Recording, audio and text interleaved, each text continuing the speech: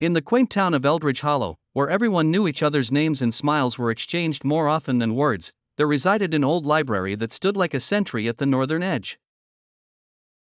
The library, with its arched windows and climbing ivy, was loved for its charm but whispered about for its mysteries.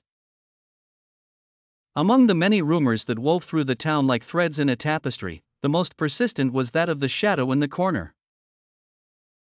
It was said to dwell in the reading room, where the oldest books sat gathering dust. Some claimed it was merely a trick of the light, a figment cast by the setting sun filtering through narrow panes of glass. Others insisted it was a lingering spirit or perhaps a guardian of the stories within those yellowed pages.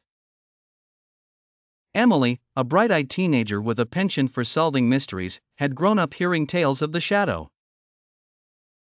Unlike her friends who feared it, she was intrigued and often found herself drawn to the library after school, citing the need to study as her excuse. In truth, she longed to discover the truth behind the shadow. One crisp autumn day, when the sky was an endless blue and the air smelled of fallen leaves, Emily finally set her plan into motion. Armed with a notebook and a digital camera, she entered the library just as dusk enveloped the town. The librarian, a kind but aloof elderly woman, merely nodded at her entrance, used to Emily's frequent presence.